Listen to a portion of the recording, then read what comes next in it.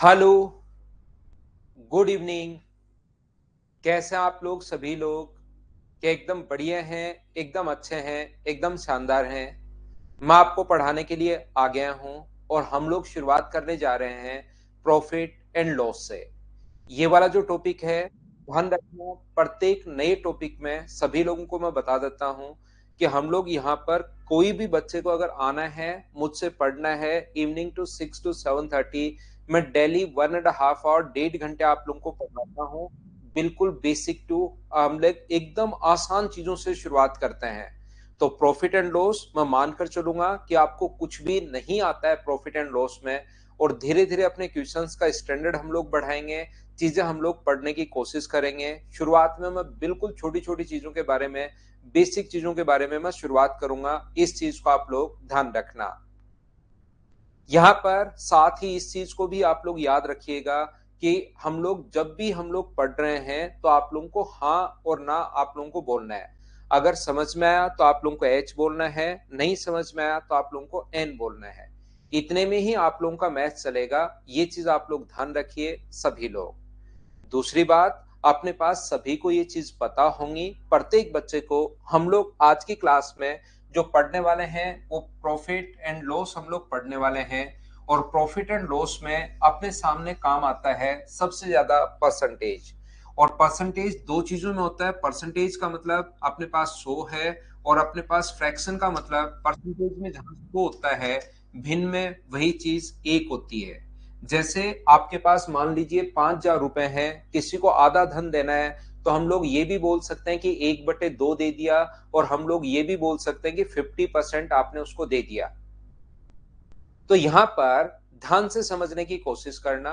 श्रवण, शुरुआत में class join करने पर थोड़ी सी एक साथ बच्चे ज्वाइन करते हैं तो हो सकता है थोड़ी दिक्कत हो, लेकिन धीरे धीरे कोई भी प्रॉब्लम आपको नहीं आएगी। यहाँ पर सिर्फ और सिर्फ एक ही चीज आप लोगों को ध्यान रखनी है कि आप लोग कंटिन्यू बने रहो, रेगुलरिटी का ध्यान रखना। बाकी मैथ सिखाने का काम मेरा है। इस बैच में मैं आप लोगों को, ये जो पर्टिकुलर बैच है एसएससी मेंस तक मैं आप लोगों को पढ़ाता हूं। लेकिन याद रखना कि कोई भी बच्चा यहाँ मैथ्स पढ़ लेगा, फिर सीडीएस का एग्जाम आया कहीं और जाएगा, फिर रेलवे का एग्जाम आया कहीं और जाएगा, फिर कोई स्टेट लेवल एग्जाम आया कहीं और जाएगा। मैं नहीं चाहता कि आप बार बार उस चीज के लिए टाइम खराब करो। तो रियल में तो ये जो बैच है वो एसएससी के लिए है, लेकिन सीडीएस का भी मैं कंप्लीट सिलेबस आपको कवर करवाता हूँ। सीडीएस का एग्जाम भी आप लोग क्लियर कर लोगे मेरे से मैथ्स पढ़ने के बाद। एसएससी आप लोग कोई सा भी देना, चाहे आप लोग एमटीएस दो, चाहे सीजीएल मेंस दो, आपके इससे बाहर क्वेश्चंस नहीं मिलेंगे। तीसरा, अपने पास यहाँ पर मैं रेलवे के जितने भी एग्जाम्स होते हैं वो कवर करवाने की कोशिश करूंगा इसमें, और जितने भी स्टेट लेवल के एग्जाम्स हैं वो भी। इसके बाद आप लोग मैथ्स कहीं पर भी पढ़ने की जरूरत नहीं रहेगी, ये याद रखना। तो चलिए फिर हम लोग शुरुआत करते हैं। ध्यान से सुनने की कोशिश करना सभी लोग। तो परसेंटेज में जैसे अपने पास 100% है, ऐसे ही फ्रैक्शन में अपने पास एक होगा। याद रखना 100% जो होता है वो अपने पास किसके बराबर होता है? एक के बराबर। और ऐसे ही अपने पास कभी भी अगर किसी संख्या का, अगर आपको 50% फाइंड आउट करना है, तो इसके लिए हम लोग क्या लिखते हैं कि 50% का मतलब 1/2 है। किसी संख्या का 33 एंड 1/3% अगर फाइंड आउट करना है, तो ये चीजें आप लोगों को मेरे बताने से पहले ही याद होंगी, मैं ये सोचकर चल रहा हूं। लेकिन मेरी जिम्मेदारी है कि हर छोटी से छोटी चीज जो मैं आगे काम में लेने वाला हूं उसको एक बार मैं वापस से आप लोगों को बताऊं। 20% का जो फ्रैक्शन होता है वो अपने पास होगा 1/5। और अगर कभी 16.66% या 16 and 2/3% अगर कभी भी फाइंड आउट करना है, तो उसके लिए अपने पास होगा 1/6। 14 and 2/7% का जो फ्रैक्शन होगा वो अपने पास होता है 1/7। और अपने पास 12.5% का जो फ्रैक्शन होता है वो अपने पास होगा 1/8। 11 एंड 1/9% का फ्रैक्शन होगा 1/9। और 10% का फ्रैक्शन जो होता है वो 1/8। और 11 एंड 9 एंड 1/11% का जो फ्रैक्शन होगा वो कितना होगा? 1/9। ये अब 1/11 अपने पास ये होगा। इस चीज को आप लोग ध्यान रखना, इसको आप लोग याद रखना। इसके अलावा अगर आप लोगों को कोई भी फ्रैक्शन नहीं पता, कोई फ्रैक्शन याद नहीं है, कोई बड़ी प्रॉब्लम नहीं है, जैसे कहीं पर अपने पास आ जाए 30%, तो 30% अगर कहीं पर आ गया है तो अपॉन में आप लोग 100 लगा दीजिए, अपने आप फ्रैक्शन बन गया। इसमें सिर्फ और सिर्फ नीचे की तरफ हम लोग 100 लगा रहे हैं और उस चीज को हम लोग याद कर रहे हैं। उम्मीद है आप लोग समझ पाए होंगे। जैसे 50% का फ्रैक्शन 1/2 कैसे आया, जस्ट नीचे परसेंटेज का साइन हटाकर मैं 100 लगा रहा हूं तो 50 से ही कट जाएगा 2 बार और 1/2। हमेशा ध्यान रखना, ये जो संख्या अपने पास 9, तो 9 का 11 से 1/9% जो होता है वो अपने पास 1 होता है। ये चीज हम लोगों को याद रखनी है, क्योंकि यहां पर मान लो किसी संख्या का 25% आपको निकालना है तो वो नंबर x मान लो और x का 25%, तो x का 25% ये लीजिए और यहां से जब आप लोग सोल्व करोगे, इसका रेशियो बनाओगे तो अपने पास नंबर x है, x का 25%, 25 से कट गया 4 बार, x से x कट गया, 4 इधर आ गया तो 4:1, ये लो रेशियो 4:1 आ गया। यहां पर वो नंबर 100 मान लो और 100 का 25% कितना होगा, 25, और 25 अपने पास रेशियो निकालोगे तो अपने पास रेशियो आ जाएगा 4:1। ये लो अनुपात x मान लो, 100 मान लो। या आप लोग क्या करोगे, किसी संख्या का 25% निकालना है तो पहले उस नंबर को आप लोग 4 मान लीजिए और 4 का 25% 1 होता है तो पहले नंबर 4 और 4 का 25% जो होता है वो अपने पास 1 होगा, बाद में 1, तो बस एक स्टेप बच जाएगी। ऐसे हम लोग डायरेक्ट लिख लेते हैं। बोलिए बिल्कुल ठीक है क्या? हाँ और ना आप लोग बोलते चलो। जितने भी लोग हैं 100% बच्चों को मैं समझाते हुए चलूंगा, लेकिन आप लोग एक छोटा सा काम ये करना है, रेगुलर रहा करो और आज जो मैं पढ़ाऊं उसको आज ही पढ़ना है। इतना सा सिर्फ और सिर्फ आप लोगों को ध्यान रखना है। यहाँ पर ये जो है, चलिए अब ये थोड़ा सा मैंने आप लोगों को बताया परसेंटेज के बारे में, और अब हम लोग शुरुआत करते हैं आज की क्लास प्रॉफिट एंड लॉस की।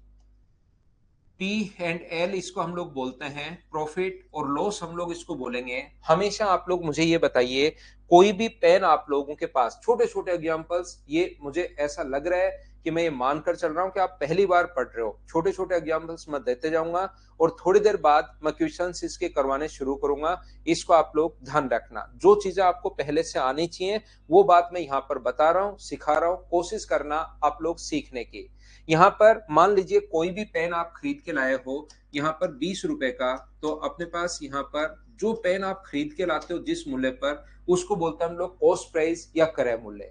मान लीजिए कोई भी पेन आप 20 रुपए का खरीद के लाए हो, तो जिस पर आप लोग खरीद के लाते हो उसको बोलते हैं हम लोग क्रय मूल्य या कॉस्ट प्राइस। आपके किसी दोस्त को वो अच्छा लग गया और आपने उसको बेच दिया 25 रुपए का, तो मुझे ये बताइए कितने रुपए का प्रॉफिट हुआ।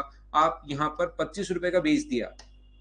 आप कोई भी पेन 20 रुपए का खरीद के लाते हो और 25 रुपए का अगर बेच दिया तो वहां पर कितने रुपए का प्रॉफिट हुआ। आप बोलोगे सर 5 रुपए का प्रॉफिट हुआ। अगर मैं आपसे पूछूं कि ये 5 रुपए कहां से आए, ये बात मुझे बताइए आप लोग। अगर मैं पूछता हूं ये 5 रुपए आए कहां से, तो आप लोग कहोगे सर हम लोगों ने प्रॉफिट के लिए सेलिंग प्राइस में से कॉस्ट प्राइस माइनस किया है और यहां से अपने पास आया है ये 5 रुपए। सेलिंग प्राइस में से कॉस्ट प्राइस हम लोगों ने माइनस किया है। अगर मैं आप लोगों से बोलता सॉरी, अगर मैं आप लोगों से बोलता हूं कि आप लोगों ने ये जो चीजें हैं, 20 रुपए का कोई पेन खरीदा और उसको अगर आपने 15 रुपए का, आपको बढ़िया लगा नहीं, और आपने इसी पेन को बेच दिया कितने रुपए का, 15 रुपए का, तो अब बताओ प्रॉफिट हुआ या लॉस हुआ। जिस पर सामान खरीदते हो वो कॉस्ट प्राइस है, जिस पर बेचते हो वो सेलिंग प्राइस है और विक्रय मूल्य है। यहां पर जो सेलिंग प्राइस होगा, जो विक्रय मूल्य होगा, तो प्राइस के लिए मुझे बताइए क्या कॉस्ट प्राइस में से आप लोग माइनस करते हो क्या सेलिंग प्राइस, ये लीजिए। देखिए कुछ बच्चे पहली बार ही ऑनलाइन आते हैं, वो YouTube से या कहीं और से सीख कर रखते हैं कि कैसे हम लोग पहले कॉपी करें और कैसे फिर उसको पेस्ट करें। ये चीज सीखने के बाद वो सोचते हैं अब मैं जिंदगी भर में और अगले जन्म में भी मैं इस चीज को भूलना नहीं चाहता, अगले वापस से याद नहीं करना चाहता, बहुत मेहनत लगती है, तो उस चीज पर बहुत प्रैक्टिस करते हैं कॉपी और पेस्ट पर। उन बच्चों को मैं आपको बता दूं कि मैं लास्ट के जो 5 मिनट हैं आपके बड़े कमेंट्स देखूंगा। पहले अगर करते रहोगे तो आप लोग करते ही रहोगे, फिर आप लोग वहां पर ना तो ये जो चीजें मैं पढ़ा रहा हूं ये समझ पाओगे, आपके दिमाग में वो जो आपका क्वेश्चन है वही चलता रहेगा, क्योंकि जो क्वेश्चन आपके दिमाग में उसका आंसर नहीं मिलता तब तक फिर आप लोग उसी चीज पर लगे रहते हो, लगे रहते हो, लगे रहते हो। और आपको लगता है मेरा नया जन्म होगा और नए जन्म में मैं कॉपी पेस्ट फिर से नहीं सीखना चाहता, अभी इसी जन्म में इतनी प्रैक्टिस करूंगा कि मेरी अंतरात्मा में ये चीजें बैठ जाए, ताकि आत्मा निकले तो साथ कॉपी पेस्ट जरूर निकले। तो याद रखना, आप लोग शुरुआत में इस टाइप के कमेंट्स, आपको बड़े कमेंट नहीं करने हैं। मैं किसी भी चीज का पढ़ाई से रिलेटेड के अलावा आप सोचो कि कैसे सर तैयारी करूं, मैथ्स में क्या है, मटेरियल क्या है, इस चीज का मैं किसी भी चीज का रिप्लाई नहीं करूंगा, याद रखना आप लोग। तो कॉपी पेस्ट को काम में लीजिए, उस चीज को अपनी आत्मा में बिठाइए और बाकी लोग सीखिए। आप लोग यहाँ पर लास्ट के 5 मिनट जो कमेंट डालते हो आप, उसको मैं जरूर देखूंगा, जरूर आपको समझाने की उसके, और जो भी मेरी तरफ से बेस्ट होगा वो मैं आपको प्रोवाइड करूंगा, याद रखना। लास्ट के 5 मिनट जो भी आप बताना चाहते हो वो मैं जरूर सुनूंगा आपकी बात यहां पर, लेकिन लास्ट के 5 मिनट ये चीज आप लोग ध्यान रखना। यहां से अपने पास अगर कभी भी प्रॉफिट परसेंट आपको निकालना है तो ध्यान रखना, पहली बात, प्रॉफिट अगर होगा तो हमेशा सेलिंग प्राइस ज्यादा होगा, और अगर अपने पास लॉस हुआ तो हमेशा कॉस्ट प्राइस ज्यादा होगा। 20 का खरीद के 15 का अगर बेचोगे तो आपको लॉस हुआ, कितने रुपए का लॉस हुआ? 5 रुपए का। तो जब अगर लॉस हो रहा है तो कॉस्ट प्राइस ज्यादा होगा, और अगर प्रॉफिट हो रहा है तो हमेशा सेलिंग प्राइस ज्यादा होगा। बोलिए एकदम ठीक है क्या? ये चीज आप लोग याद रखना, प्रॉफिट में हमेशा सेलिंग प्राइस ज्यादा होता है, लॉस में हमेशा कॉस्ट प्राइस ज्यादा होता है। प्रॉफिट परसेंट अगर आपको कभी भी फाइंड आउट करना है तो ऊपर हम लोग लिखते हैं प्रॉफिट, नीचे लिखते हैं हम लोग कॉस्ट प्राइस, और इंटू कर देते हैं 100 से, तो ये अपने पास प्रॉफिट परसेंट आ जाता है। ऊपर हम लोग प्रॉफिट परसेंट के लिए ऊपर प्रॉफिट लिखते हैं, नीचे कॉस्ट प्राइस, और इनटू करेंगे 100 से, तो अपने पास यहां से प्रॉफिट परसेंट आ जाता है। और लॉस परसेंट अगर आपको निकालना है तो ऊपर हम लोग लॉस लिखते हैं, नीचे कॉस्ट प्राइस, और इनटू करेंगे 100 से, तो अपने पास लॉस परसेंट आ जाता है। ध्यान रखना, छोटी छोटी चीजें हैं, कोई बच्चा अगर लिखना चाहे तो कॉपी और पेन अपना साथ लेकर बैठिए, और आप लोग इस चीज को साथ साथ लिख भी सकते हो, ध्यान रखना। यहां पर प्रॉफिट परसेंट या लॉस परसेंट हमेशा और हमेशा क्रय मूल्य का निकलता है। इस चीज को आप लोग याद रखना, याद रखना, याद रखना। यहां से मैं क्या बताने की कोशिश कर रहा हूं या क्या सिखाने की कोशिश कर रहा हूं, देखना, सीखना।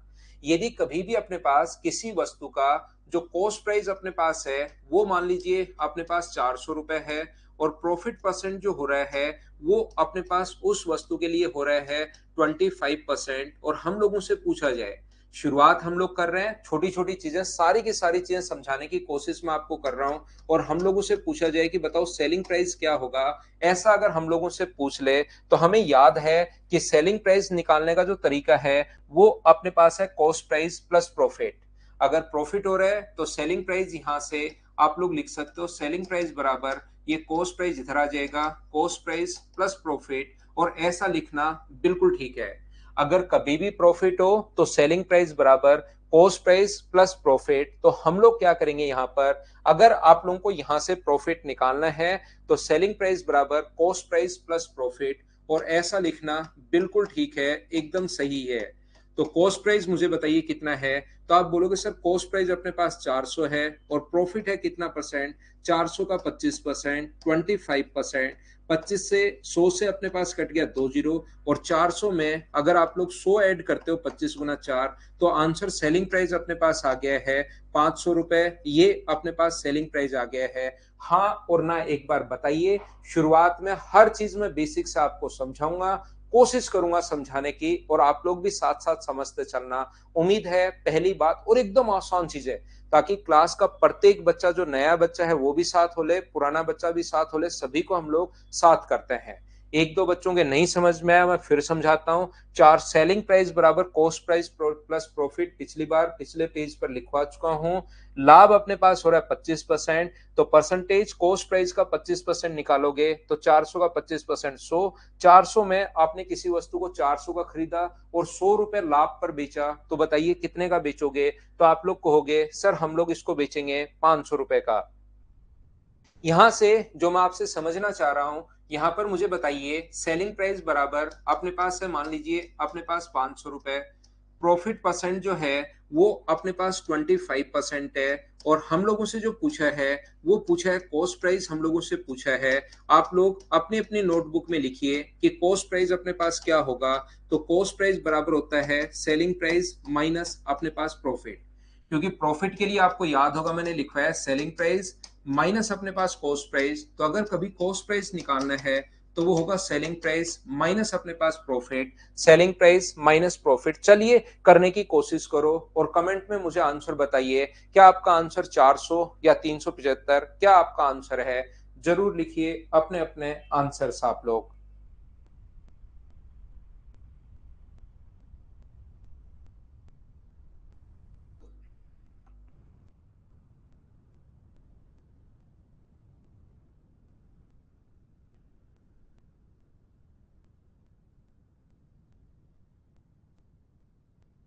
करने की कोशिश करो, हर बच्चा आंसर मुझे बताइए।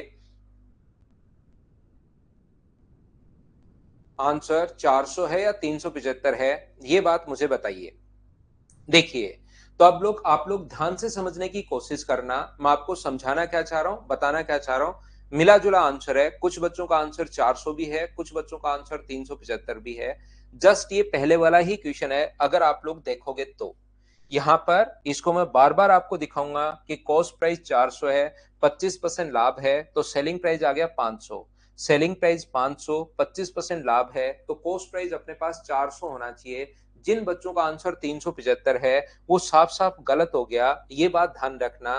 तो एक बार मैं गलती आप लोगों से करवा चुका हूं और मैं सोचता हूं कि आप लोग दोबारा तो ऐसी गलती नहीं करोगे। सर हमसे गलती कहां हो गई, ये बात तो समझाओ। आपने क्या किया, सेलिंग प्राइस 500 है और 500 का यहाँ पर 25% निकाल लिया। और जैसा मैं आप लोगों को बता चुका हूं, हमेशा ध्यान रखना प्रॉफिट परसेंट या लॉस परसेंट सेलिंग प्राइस का अगर निकाल दोगे तो वो तो साफ साफ गलत हो जाएगा। तो अपना जो आंसर यहाँ पर 375 आ रहा है वो आंसर गलत हो गया है। ये बात आप लोग ध्यान रखना, इसको आप लोग याद रखना। बोलिए समझ पाए हो क्या? तो एक बार गलती कर चुके हो और ऐसी बड़े क्वेश्चंस में एग्जाम में भी आप लोग गलती करते हो, तो हमेशा ये याद रखना। मैं चाहता हूं कि आप लोग वापस से ये गलती नहीं करो। तो ये चीज सेलिंग प्राइस का निकाल दिया है, प्रॉफिट परसेंट या कॉस्ट सेलिंग प्राइस हमेशा निकलता है कॉस्ट प्राइस का। इस बात को आप लोग ध्यान रखना। तो सर फिर हम लोग ये क्वेश्चन कैसे करें? तो इस क्वेश्चन का करने का जो तरीका होगा वो अपने पास ये होगा, सेलिंग प्राइस बराबर होता है कॉस्ट प्राइस प्लस अपने पास प्रॉफिट। तो सेलिंग प्राइस यहाँ पर 500 है और कॉस्ट प्राइस को आप लोग यहाँ पर x मानिए और x का अपने पास 25% यहाँ पर करोगे तो ये अपने पास आ जाएगा। 25 से कितनी बार कट रहा है? 4 बार। तो यहाँ पर 4 एलसीएम, ये एक आ गया है तो ऐड करोगे तो 5/4x बराबर, अगर 500 है तो x का जो मान अपने पास आएगा वो मुझे बताइए। 500 को इंटू करोगे आप लोग 4 से और डिवाइड करोगे आप लोग 5 से, तो x का जो मान आएगा वो अपने पास आ जाएगा 500। ये लीजिए, ये अपने पास आंसर आ गया है। बोलिए बिल्कुल ठीक है क्या? तो यहां पर अपने पास सेलिंग प्राइस 500 है, प्रॉफिट 25% है, तो कॉस्ट प्राइस को आप लोग एक्स मान लीजिए। सेलिंग प्राइस बराबर cost price plus profit, x plus x का 25%। तो जो प्रॉफिट परसेंट या लॉस परसेंट निकलता है वो हमेशा और हमेशा कॉस्ट प्राइस का निकलता है। ये आप लोग ध्यान रखना। एक बच्चा कह रहा है 5 कैसे, तो मैं उसको बता दूं कि एक्स प्लस x/4 को हम लोगों ने भाई जोड़ा है। ये x है, ये x/4 है, एलसीएम 4 आ जाएगा तो यहाँ पर अपने पास 4x होगा, ये अपने पास x ही बचेगा। तो ये दोनों ऐड होने के बाद 4/5x। शुरुआत में मैं आपको हर छोटी से छोटी चीज बताऊंगा, जो आप पूछोगे मैं बताऊंगा, मैं इरिटेट नहीं होता हूं। लेकिन अगर आप लोगों को मैं अभी सिखा रहा हूं कि आप लोग कॉस्ट प्राइस को सेलिंग प्राइस में कैसे बदलोगे, सेलिंग प्राइस को कॉस्ट प्राइस में कैसे बदलोगे, वो जो चीज है वो मैं आपको अभी सिखा रहा हूं। और कल की क्लास में जब आप लोग पूछ लोगे मैं कहूंगा कि सेलिंग प्राइस के बराबर कॉस्ट प्राइस कैसे आ गया। कल अगर आप लोग अगर उस चीज को वापस पूछोगे तो फिर उस टाइम मैं आपको खा जाऊंगा। आज आप लोग कुछ भी आप लोग कर सकते हो, कुछ भी आप लोग पूछ सकते हो, हर छोटी से छोटी चीज मैं बताऊंगा। लेकिन कल की क्लास में जो मैं आज सिखा रहा हूं वो चीज आप लोगों को याद होनी चाहिए, नहीं तो फिर आप लोगों को प्रॉब्लम आएगी। ध्यान रखना। देखिए मैं आपको क्या बता रहा हूं, इतनी छोटी सी चीज में अगर आप लोग एक्स मानने लग जाओगे तब तो फिर काम कैसे चलेगा। तो ऐसे क्वेश्चंस में जब भी आप लोगों को कभी भी दिया हुआ है कॉस्ट प्राइस दिया हुआ है, ध्यान से सुनना आप लोग, प्रॉफिट परसेंट या आपके पास लॉस परसेंट दिया हुआ है, ध्यान से सुनना, हर चीज में फिर हम लोग ऐसे ये नहीं मानते, ये भी दिया हुआ है। और अगर आप लोगों से सेलिंग प्राइस पूछा जाए तो सेलिंग प्राइस निकालने का जो तरीका होता है वो अपने पास होगा कि कॉस्ट प्राइस को हम लोग इनटू करते हैं 100। सेलिंग प्राइस हम लोगों को निकालना है कॉस्ट प्राइस से 100 प्लस माइनस प्रॉफिट या लॉस परसेंट अपॉन 100 से। मुझे बताइए हम लोगों ने प्लस और माइनस दोनों क्यों लिए हैं?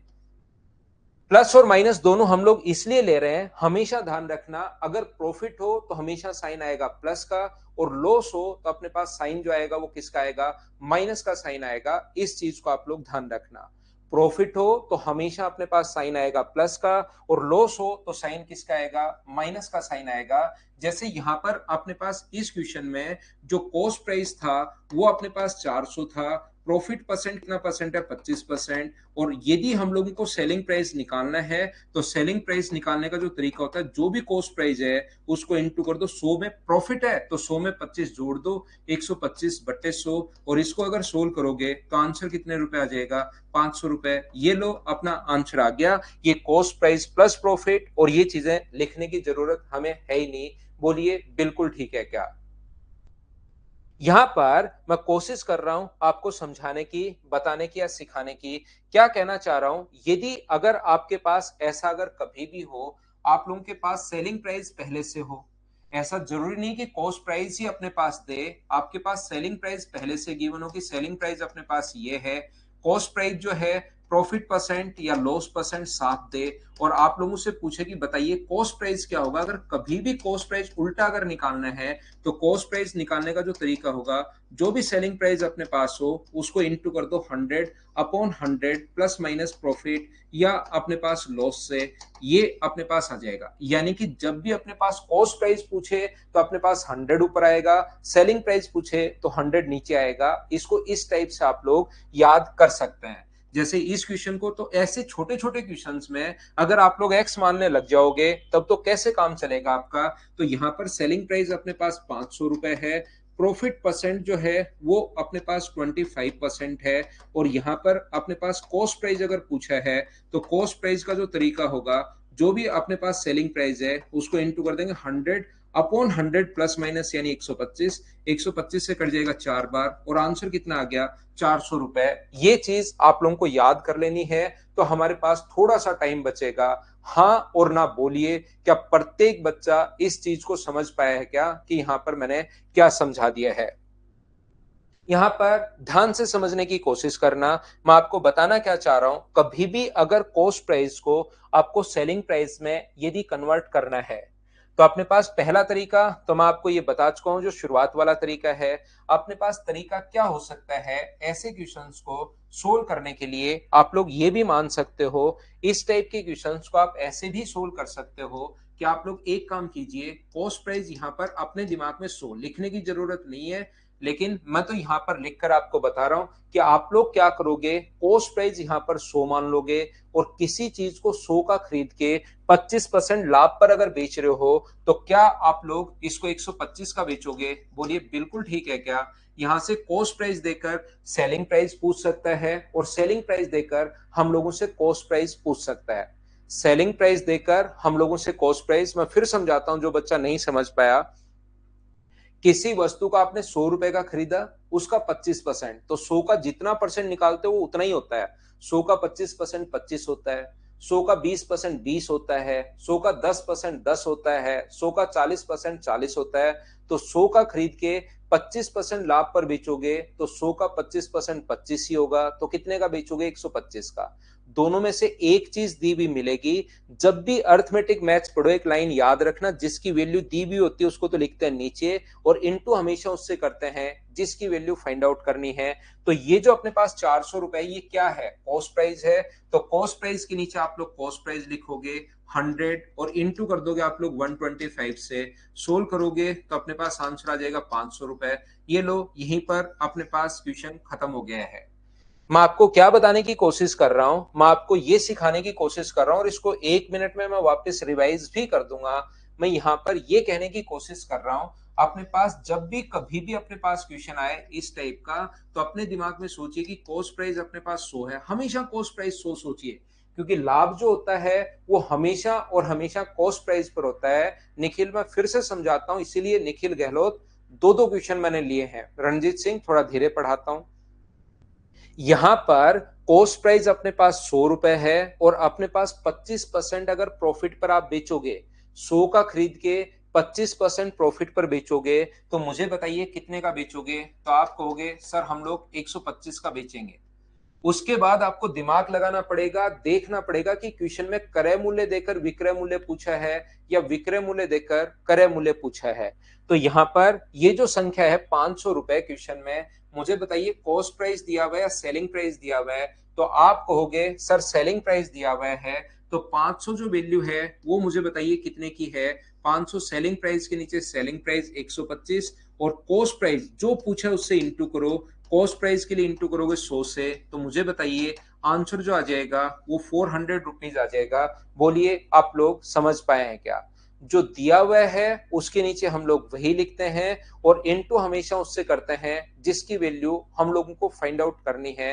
ध्यान रखना आप लोग, क्या कहने की कोशिश कर रहा हूं, क्या समझाने की कोशिश कर रहा हूं, फिर से ध्यान देना एक बार बोर्ड पर सभी बच्चे। मैं ये कहने की कोशिश कर रहा हूं आपको, मुझे एक बात बताइए, 4 नंबर तरीका, अपने पास 25% का फ्रैक्शन क्या होगा? तो आप बोलोगे सर 25% का फ्रैक्शन होता है 1/4। अगर आपको याद हो तो वैसे लिख लो 1/4, नहीं याद तो अपोन में 100 लगा दो। और हमेशा ध्यान रखना नीचे वाली जो चीज है ये अपने पास इसको हम लोग कॉस्ट प्राइस मानते हैं और ऊपर वाला प्रॉफिट है तो प्रॉफिट है और लॉस है तो लॉस है। अगर वो कहता है कि 25% प्रॉफिट है तब तो 1 रुपए का प्रॉफिट यहां पर है, और वो बोलता है 25% लॉस है तब अपने पास 1 रुपए का यहां पर लॉस हुआ। तो हम लोग क्या कर रहे हैं, खरीदा कितने का? तो आप कहोगे सर 4 का खरीदा यहां पर, और 1 रुपए प्रॉफिट पर बेचोगे तो कितने का बेचोगे? 5 का आप लोग बेचोगे। 4 का खरीदा है, 1 रुपए लाभ पर अगर बेच रहे हो तो मुझे बताइए कितने का बेचोगे? 5 का। क्रय मूल्य देकर विक्रय मूल्य पूछ सकता है और विक्रय मूल्य देकर क्रय मूल्य पूछ सकता है। तो यहां पर मुझे बताइए क्या दिया हुआ आपको?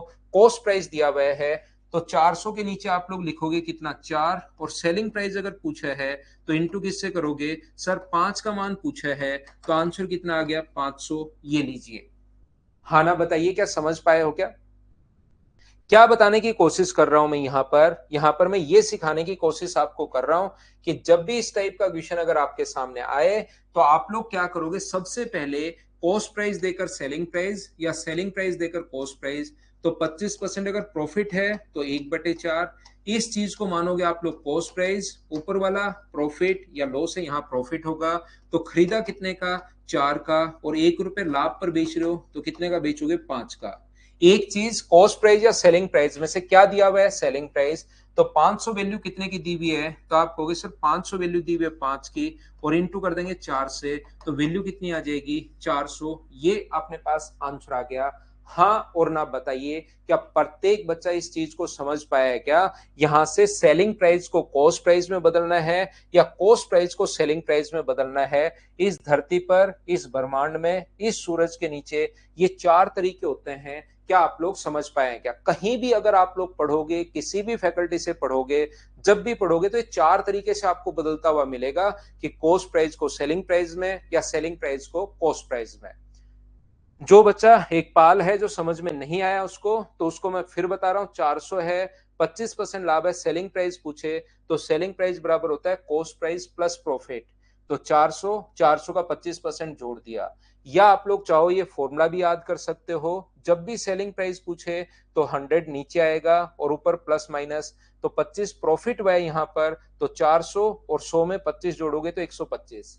या आप लोग क्या कर सकते हो, इसको आप लोग क्रय मूल्य को 100 मानो और 25% प्रॉफिट हुआ है तो विक्रय मूल्य कितना आ जाएगा? 125। यहां पर एक चीज देगा, कॉस्ट प्राइस देकर सेलिंग प्राइस पूछ सकता है, सेलिंग प्राइस देकर कॉस्ट प्राइस पूछ सकता है। तो यहां पर हम लोगों को जो दिया हुआ है वो क्रय मूल्य दिया हुआ है 400 रुपए, तो क्रय मूल्य के नीचे कॉस्ट प्राइस के नीचे कॉस्ट प्राइस 100 और गुना कर देंगे 125 से, तो 500 रुपए। और यहां पर अपने पास 25% का फ्रैक्शन है 1/4, कॉस्ट प्राइस अपने पास 4 है, सेलिंग प्राइस 1 रुपए का लाभ हो गया, तो बताओ बेचा कितने का? 5 का। तो 4 का खरीद के 5 का, लेकिन रियल में 400 है, तो 400 वैल्यू है 4 की, 5 का मान हम लोगों से पूछा है। तो आप लोगों को ये चीज, जब अब मैं कल से कॉस्ट प्राइस को सेलिंग प्राइस में या सेलिंग प्राइस को कॉस्ट प्राइस में बदलने के ये 4 तरीके अपने पास होते हैं। लेकिन कल की क्लास में अगर कोई मुझसे पूछेगा कि सर ये तो मैंने देखिए चारों अलग अलग समझा दिए, एक साथ समझा दिए हैं, लेकिन कल की क्लास में कोई पूछेगा तो उसको फिर धो दिया जाएगा, याद रखना। और धोने का मतलब आपको पता होगा, क्लास में पीटा कम जाता है, घसीटा ज्यादा जाएगा। क्या क्रय मूल्य को विक्रय मूल्य और विक्रय मूल्य को क्रय मूल्य में कैसे कन्वर्ट करते हैं, क्या आप समझ पाए हो क्या?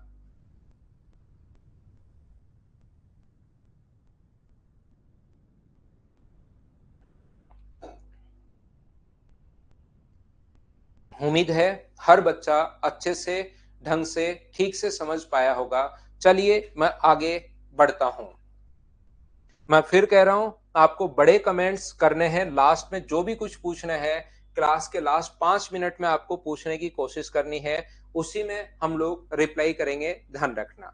चलिए आगे बढ़ता हूं, मैं थोड़ा सा एक स्टेप और आगे बढ़ता हूं, कोशिश करता हूं समझाने की। मैंने अभी तक आपके दिमाग में कॉस्ट प्राइस को सेलिंग प्राइस में कैसे कन्वर्ट करते हैं और सेलिंग प्राइस को कॉस्ट प्राइस में कैसे कन्वर्ट करते हैं, ये बात मैंने आप लोगों को समझाई है। देखिए छोटी छोटी चीजें अपने पास हैं, यहां पर ध्यान रखना। आप लोग छोटी छोटी चीजें मैं आप लोगों को बता रहा हूं, ये समझना जरूरी है। अगर आपके शिवम कुमार 5 बार समझाने के बाद भी इतनी छोटी बात नहीं समझ में आ रही है भाई, तो मैं बता दूं कि ये वाला बैच एसएससी का है। साथ ही मैं ये भी बता दूं, क्योंकि इतना डीप से इतना छोटी छोटी चीजें 5-5 बार समझाने के बाद भी अगर नहीं पकड़ पा रहे हो, तो ये बैच एसएससी का है, इसको भी साथ आप लोग याद रखिए भाई कि ये एसएससी का बैच है। राजा आधे घंटे में मैं आपको क्रय मूल्य को विक्रय मूल्य में बदलना सिखा रहा हूं, विक्रय मूल्य को क्रय मूल्य में। इससे आसान मैं क्या पढ़ाऊं बताइए, इससे स्लो मैं क्या करूं? या तो और मैं स्लो, फिर आप एक काम कीजिए, छोटा सा काम कर सकते हो। इसकी जो स्पीड है पहले डाउनलोड होने दो, रिकॉर्डेड आपको मिलेगा, उसकी स्पीड 0.1 कर दो। तो 1 घंटे की क्लास जैसे मैं बोल रहा ऐसे आएगी आपके पास 10 घंटे में, बिल्कुल स्लो, बिल्कुल स्लो। तो जो दूसरे बच्चे हैं 0.5 से फास्ट हो जाएगी संदीप, 0.5 उसके लिए फास्ट हो जाएगी, उसको 0.1 की स्पीड से, और ऐसा कर दो कि 10 घंटे में बिल्कुल स्लो होगा आपके लिए भाई। अब इससे ज्यादा बताओ क्या स्लो कर सकता हूं मैं? कोई क्वेश्चन 60-70 क्वेश्चन नहीं करवा दिया आते ही, पहले आधे घंटे में क्रय मूल्य को विक्रय मूल्य में और सेलिंग प्राइस को कॉस्ट प्राइस में कैसे बदलते हो वो सिखा रहा हूं आपको। थोड़ा तो भाई पकड़ना सीखो इन चीजों को। चलिए आगे बढ़ता हूं, मैं सिखाता हूं। यहां पर सबसे पहले मैंने आपको कहने की कोशिश की है कि कॉस्ट प्राइस को सेलिंग प्राइस में कन्वर्ट कैसे करोगे और सेलिंग प्राइस को कॉस्ट प्राइस में कन्वर्ट कैसे करोगे। तो मैंने कॉस्ट प्राइस को आपको बताया है, सेलिंग प्राइस क्या होती है वो बताया है, प्रॉफिट मैंने बताया है, और लॉस क्या होता है ये मैंने बताया है। मान लो आप लोग मार्केट पहुंचते हैं, ध्यान से समझना, आपको एक गर्मी आ जाएंगी थोड़े दिन में और आपको एक फैन लेना था जिस पर लिखा हुआ था 1,000 रुपए। जैसे आप मार्केट पहुंचे, उस फैन के ऊपर रेट लिखी हुई थी 1,000 रुपए। यहां पर थोड़ी देर आप लोग देखते हो कि बताइए भाई कितना परसेंट डिस्काउंट है, तो बोलता है 20% डिस्काउंट है भाई। तो ये 20% अगर डिस्काउंट है, तो ये 20% डिस्काउंट अपने पास 200, तो अपने पास मिलेगा वो कितने का? 800 रुपए का। आपने देखा कि कोई कंपनी का तो अपने पास था नहीं, किसी कंपनी का है नहीं, तो आप एक काम करते हैं, छोड़ देते हैं इसको। जैसे आप दुकान से निकलने के लगते हो, तब वो बोलता है ओनली आपके लिए, सभी को मैं नहीं देता हूं, ओनली आपके लिए 10% और ऑफ है। तो 10% यानी 80, तो 720 रुपए। मुझे एक बात बताइए आप लोग, अगर वो अलग अलग नाटक नहीं करता, एक बार 20%, एक बार 10%, अगर उसको एक साथ बोलना चाहिए था, तो मुझे बताइए कितना परसेंट डिस्काउंट बोलना चाहिए था? 20 और 10, क्या 30 तो नहीं बोलना चाहिए था ना? अगर 30% बोल दिया किसी बच्चे के दिमाग में अगर 30 आ रहा है तो 30% अगर बोल देता तो 1,000 रुपए की चीज 30% के डिस्काउंट पर फिर तो अपने पास कितने रुपए की मिलेगी, 700 रुपए की मिलेगी, जबकि यहां मिली है 720 रुपए की। तो उसको एक साथ दो नाटक नहीं करके एक साथ अगर बोलना चाहिए था तो क्या 28% बोलना चाहिए था, क्या ये 28% बोलना चाहिए था। और इस 28% को हम लोग बोलते हैं इक्विवेलेंट डिस्काउंट बोलते हैं। ये सब डिस्काउंट को ध्यान रखना बट्टा भी बोलते हैं हिंदी में, तो या तो इसको इक्विवेलेंट डिस्काउंट या हम लोग इसको समतुल्य बट्टा बोलते हैं, ध्यान रखना। यहां से दो क्वेश्चन बनते हैं, वो तो बिल्कुल ठीक है। यहां पर मुझे ये बताइए, ये जो चीज होती है जिस पर सामान लिखा हुआ है वो अपने पास मार्क प्राइस होता है। अब एक नया प्राइस आ गया है, मार्क प्राइस या अंकित मूल्य, जो उस पर लिखा हुआ है। अभी तक मैंने सिर्फ और सिर्फ आपको दो तीन चीजें बताई थी। एक मैंने बताया था कॉस्ट प्राइस, एक बताया था सेलिंग प्राइस, एक बताया प्रॉफिट, एक बताया चार लॉस। इन चार ही टर्म्स पर मैं काम कर रहा था। अब दो नई टर्म्स निकलकर बाहर आएंगी, एक आएगा अंकित मूल्य और एक उस पर डिस्काउंट आएगा, और ये छह ही नाम आएंगे पूरे प्रॉफिट एंड लॉस में। तो पहले चार चीजें क्या होती हैं, प्रॉफिट क्या होता है, लॉस क्या होता है, कॉस्ट प्राइस क्या होता है, सेलिंग प्राइस क्या होता है, वो मैं आपको बता चुका हूं। अब मैं आपको ये कहने की कोशिश कर रहा हूं कि यहां पर हम लोग दो चीजें, अंकित मूल्य, मार्क प्राइस भी इसको बोल सकते हो, लेबल प्राइस भी इसको बोल सकते हो, अपने पास यहाँ पर प्रिंट प्राइस भी इसको बोल सकते हो, और छूट देने के बाद जो प्राइस होता है वो तो अपने पास सेलिंग प्राइस होता है, याद रखना। छूट देने के बाद जो प्राइस होता है वो हमेशा सेलिंग प्राइस होगा, इस चीज को आप लोग याद रखिए। तो यहां पर मैं आपसे क्या पूछना या क्या बताना चाह रहा हूं, देखिए। पहले तो मुझे ये बताइए, यहां पर कभी भी अगर इस प्रकार से है, एक व्यक्ति अपने पास जो भी सामान बेचता है पहले 80% छूट दे रहा है उस पर, और फिर अपने पास 30% छूट दे रहा है, या अपने पास छूट दे रहे हैं 70% छूट दे रहे हैं, अपने पास यहाँ पर 30, 40, 50 और 60, यहाँ पर छूट दे रहा है वो कितने परसेंट की, 30% की छूट दे रहा है, यहाँ पर छूट दे रहा है 40% की, यहाँ पर छूट दे रहा है 50% की, और यहाँ पर छूट दे रहा है वो कितने परसेंट की, 60% की, या इधर छूट दे रहा है वो कितने परसेंट की, दूसरा जो छूट है वो यहाँ पर छूट दे रहा है 50% ऑफ अपना, यहाँ पर 60%, यहाँ पर 70% और यहाँ पर 80%। अगर आपने पास यहाँ पर, मुझे ये बताइए, एक दुकानदार जो भी सामान बेचता है, क्वेश्चन ध्यान से सुनना, एक दुकानदार जो भी सामान बेचता है उस पर चार प्रकार से ऑफ देता है। एक कस्टमर आया, वो कहेगा कि भाई कितनी छूट है, तो उसके सामने स्कीम रख देता है कि छूट मैं नहीं दे रहा हूं, आप खुद चूज करो, मेरे पास तो चार स्कीम है, ए चुन सकते हो, बी चुन सकते हो, सी चुन सकते हो, डी चुन सकते हो। एसएससी का तैयारी किया हुआ था, सिलेक्शन हुआ नहीं, दुकान पर बैठने लग गया, लोगों को आए उसके मजे लेने की कोशिश कर रहा है कि ये मेरे पास चार स्कीम है, कोई सी भी स्कीम कस्टमर चुन सकता है। एक कस्टमर को कौन सी स्कीम चुननी चाहिए ताकि कस्टमर का मैक्सिमम प्रॉफिट हो, ध्यान से सुनने की कोशिश करना। एक कस्टमर को कौन सी स्कीम चुननी चाहिए ताकि कस्टमर का अधिकतम प्रॉफिट हो। अपने पास यहाँ पर बेस्ट फोर कस्टमर आप लोगों को बताना है, ए बी सी और डी। आंसर चेंज होते रहते हैं, इसलिए सभी लोग अच्छे से आंसर बताना, कहीं बाद में जाकर आंसर चेंज हो जाए तो सोच समझकर आंसर देना। आप लोग ए बी सी और डी, क्योंकि आंसर बच्चों के चेंज होते रहते हैं, ओहो गलती होगी करके, तो आप लोग जरूर आंसर देना खुद से सभी लोग।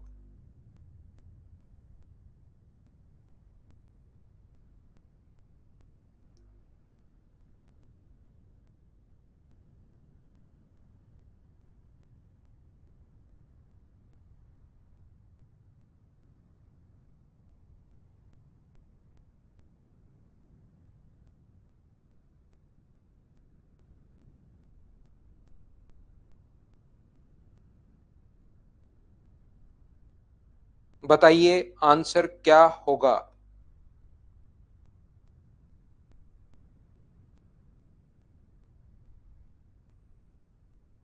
चलिए, ए और डी दो आंसर आ रहे हैं, सी और सी भी आंसर आ रहा है कुछ बच्चों का, ए डी और सी। बी ने बेचारे ने आपका क्या बिगाड़ा है भाई, उसको भी कोई तो आंसर दो।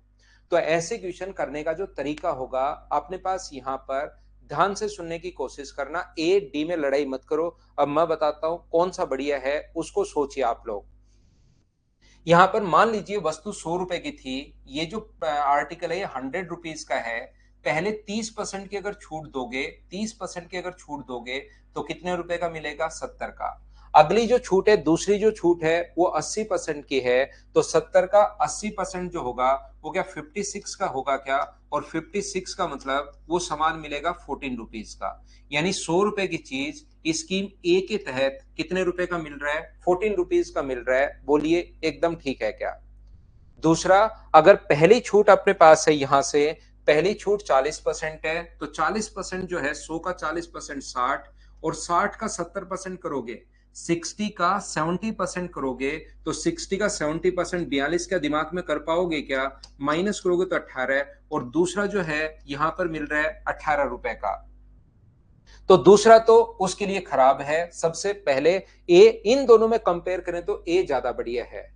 बाकी हम लोग आगे अगर चेक करते हैं, यहां पर पहले 50% का डिस्काउंट दे रहा है तो 50 का, और इसके बाद यहां पर 60% का डिस्काउंट, 50 का 60% 30 होता है, तो यहां पर कितने रुपए का मिलेगा? 20 रुपए का मिलेगा भाई। ये अपने पास मिल रहा है 20 रुपीज का, 20 रुपए का।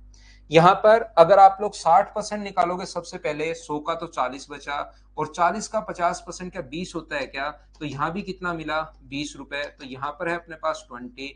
तो ये तो जो दोनों सी और डी तो देखिए दोनों सेम ही है। यहां भी 100 रुपए का सामान 20 का मिल रहा है, यहां पर भी 20 का मिल रहा है, ताकि कोई बच्चा यूं ही आकर आदमी आंसर बताए सी दे दे डी दे दे, तो प्रोबेबिलिटी के हिसाब से खुद का प्रॉफिट वो देख रहा है कि कोई ऐसे अगर चुन रहा है। तो बताइए सबसे बढ़िया जिसका आंसर था ए, वो बिल्कुल ठीक है। बाकी सारी स्कीम अपने लिए खराब है। बोलिए बिल्कुल ठीक है क्या?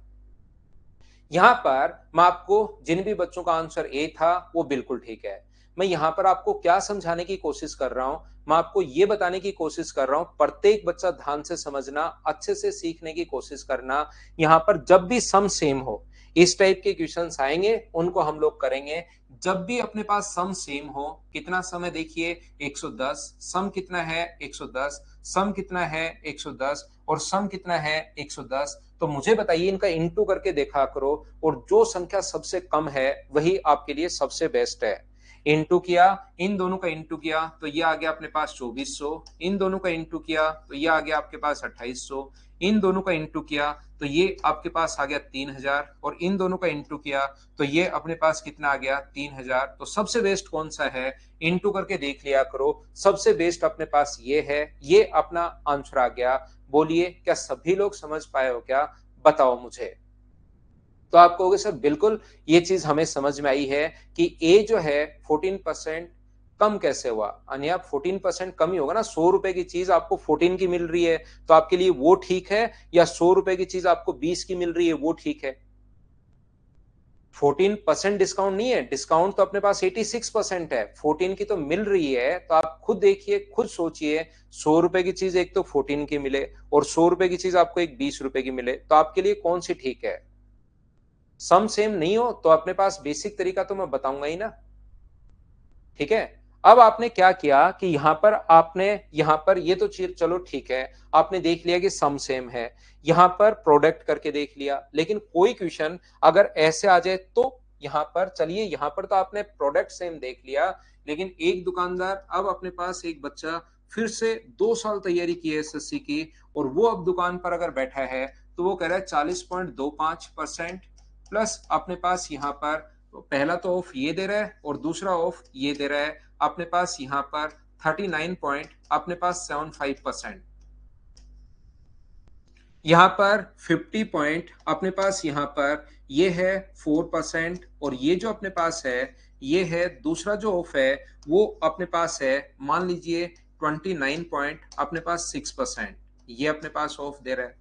अब की बार तो यहां पर जो छूट दे रहा है वो मान लीजिए अपने पास 70% छूट दे रहा है, 70% ऑफ है, और 70 पॉइंट अपने पास पॉइंट में ले लो, मान लीजिए 70.31% ऑफ है, और दूसरा जो ऑफ है 9.69% अपने पास ऑफ है, और तीसरा जो अपने पास है वो अपने पास है मान लीजिए 75.25% है, और दूसरा जो ऑफ है वो 4 पॉइंट अपने पास 75% ऑफ है। ये लीजिए, इस बार इसने इस टाइप से दे दिया है और अब वो कह रहा है कि अब बताओ कौन सा सबसे बढ़िया आपके लिए, कस्टमर के लिए कौन सा बढ़िया। आप दुकान के पास गए, आपने कहा कि भाई तूने क्या किया है, मैंने भी एसएससी की तैयारी की है और मैंने यहाँ पर ये पढ़ा है कि अपने पास यहाँ पर जब भी सम सेम हो तो इतना सोच के तो कौन करेगा, प्रोडक्ट कर लो, प्रोडक्ट कर लो, प्रोडक्ट कर लो, वही सबसे बढ़िया है।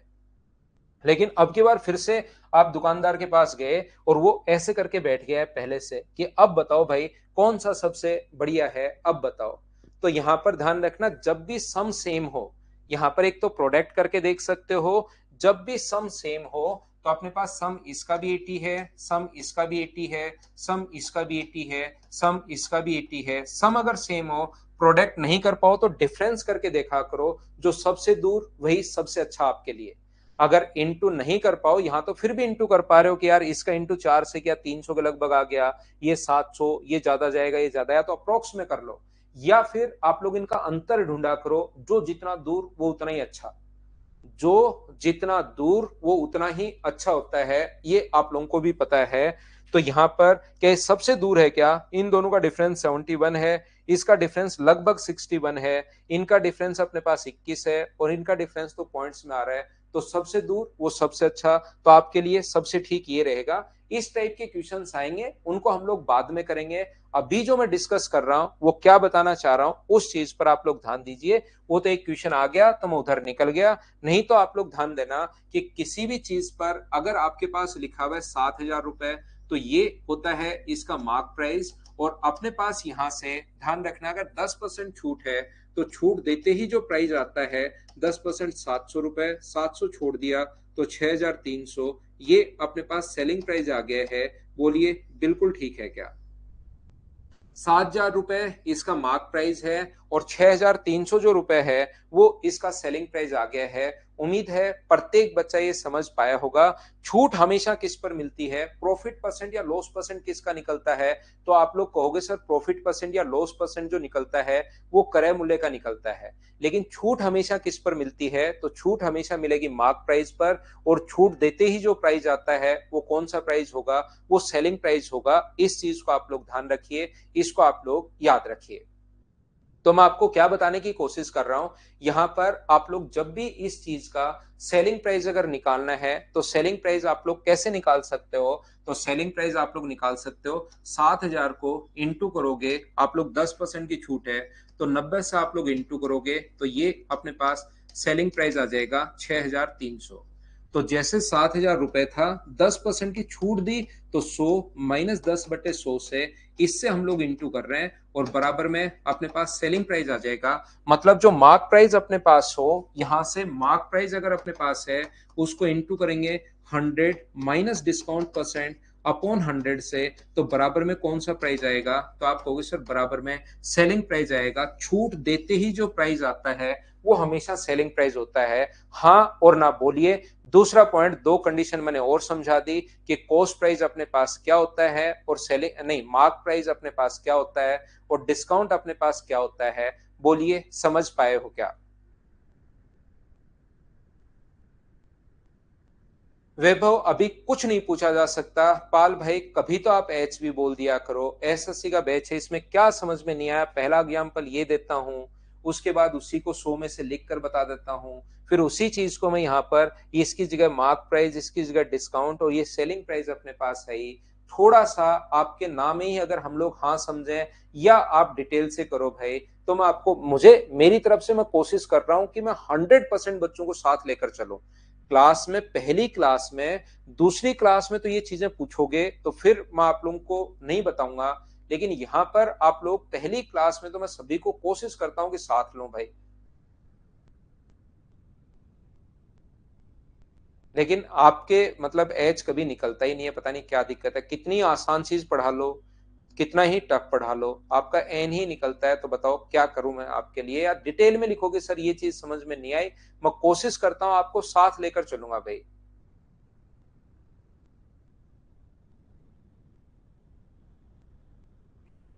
ईश्वरदास स्वामी क्या कह रहा है पता नहीं, आंगनबाड़ी में टावर में मोर चूर, पता नहीं क्या कह रहा है भाई।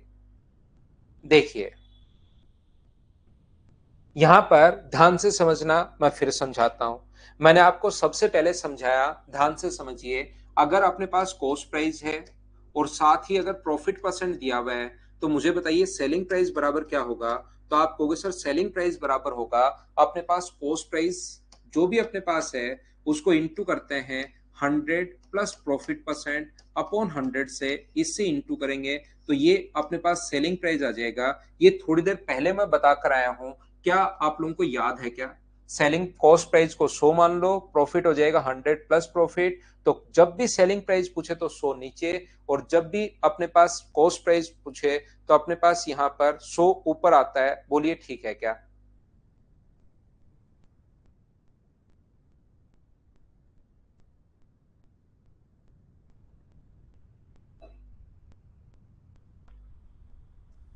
आयुषी कुमारी, इफेक्टिव डिस्काउंट वाला बाद में वापस आएगा, जब क्वेश्चंस आएंगे तब मैं आपको बताऊंगा। मार्क प्राइस अपने पास यहाँ पर है कोई भी चीज, और डिस्काउंट परसेंट अपने पास दिया हुआ है। तो यहां से अगर सेलिंग प्राइस आपको निकालना पड़े तो मार्क प्राइस इंटू कर दोगे 100 माइनस डिस्काउंट। दूसरी ये बात मैंने अभी भी समझाई है, आप लोगों को क्या याद है क्या? ये अपने पास cost price selling price cost price से निकालते हैं, ये सेलिंग प्राइस हम लोग मार्क प्राइस से निकालते हैं।